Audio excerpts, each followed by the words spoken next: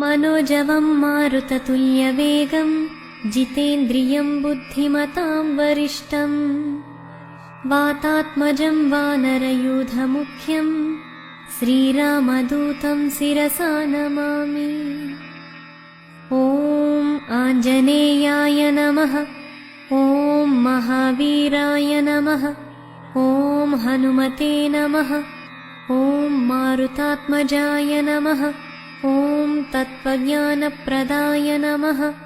ॐ सीतादेवी मुद्राप्रदाय नमः। ॐ अशोकवनिकाक्षेत्रे नमः। ॐ सर्वमायाविभञ्जनाय नमः। ॐ सर्वबन्धविमुक्त्रे नमः। ॐ रक्षोविध्वंसकारकाय नमः।